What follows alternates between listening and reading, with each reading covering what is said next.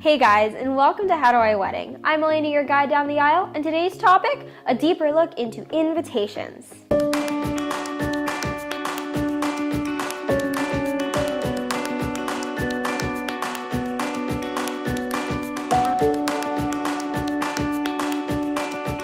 So once again, I want to give a shout out to Meg Keene's book, A Practical Wedding Planner, a step-by-step guide to creating the wedding you want with the budget you've got without losing your mind. Pick it up on Amazon. It is a great find.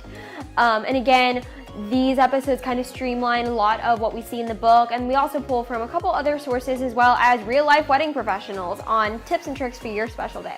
Okay, so we're going to start with the basics of invitations. So first of all, your invitation should go out 6 to 8 weeks before your wedding day. If you want to honor the deceased, we don't invite the deceased.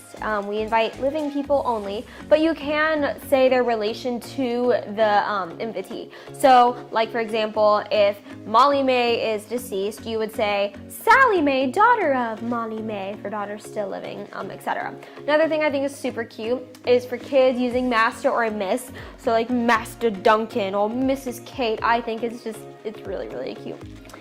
Another fun idea is to ask some fun questions on your invitations, like what song will get you out on the dance floor? Or, especially if you have an open bar, do you have a favorite cocktail? I don't know what that's like my invitation voice. It's very regal. But just that's a great way to get your guests involved and excited and ramped up for your big day. So a couple things to consider about your stationery packages. So you have your save the dates, then you have your wedding invitation, your RSVP card, your general information card, and the envelopes. Don't forget the envelopes. Don't stress. I mean, I know that sounds like a lot, but it's really not, especially if you want to get it all in one package.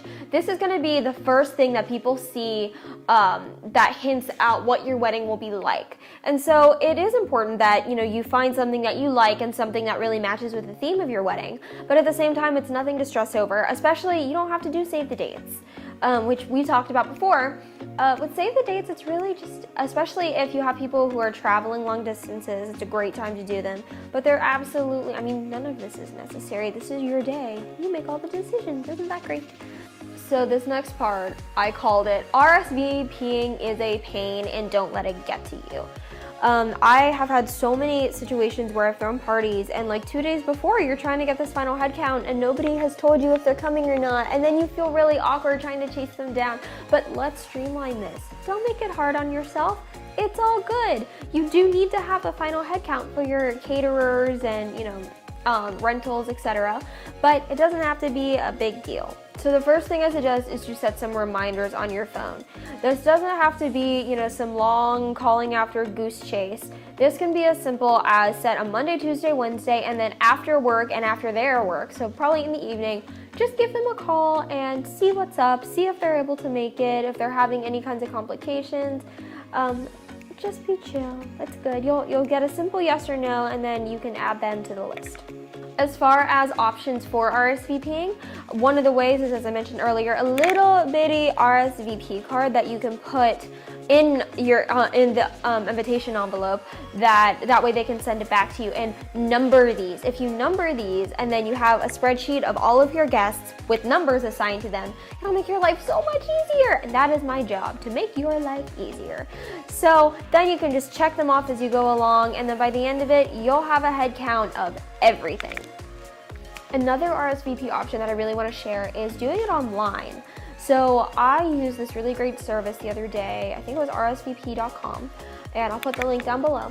And basically, you just put in your guest list, you put in, numbers expected, the RSVP date, and also, you can even have things like they can choose which dinner they like, especially if you're having a sit-down dinner. This will streamline your process so much.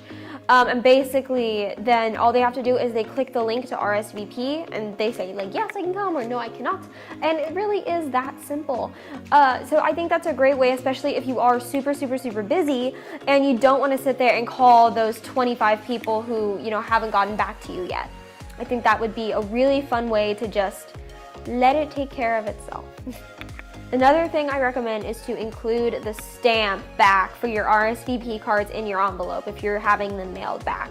This will encourage your guests to just get it done with. They just have to say yes, no, lick the stamp. We don't lick stamps anymore. Just put the stamp on there and send it off to you, and you won't have to worry about a thing. It'll be super easy.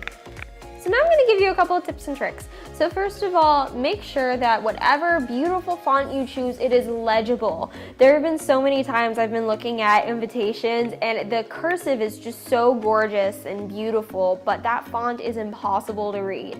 And the last thing you want is somebody showing up to the wrong place or at the wrong time. I've shown up to birthday parties a week before they happened, and it's awkward. So don't let that happen to your guests. Another thing is to count households. So you may forget, when you're sending that invitation to Mr. and Mrs. Jones, that they have 4 kids that if you're having a kids included wedding, that you would also have to account for. That goes back to the whole master miss thing that I think is really cute. If you do decide to hire a calligraphy artist, have them just do the envelopes. It's a really classy, beautiful way to just add that extra level of elegance. And usually they charge either, I think it's like $1 or $1.50 per envelope, especially where you go. So it's just a really nice little touch to have. Lastly, order extras just in case. That your mom's Aunt Sue Polly, she insists that she needs to come to your wedding even though you haven't seen her in 20 years. Just order extras. It'll make your life a lot easier. That way you don't have to go back through the process and order more at a later time. So we would like to thank Showbride and Brian Shaw's Films for all of their advice. Be sure to tune in next week to How Do I Wedding, and I will see you next time.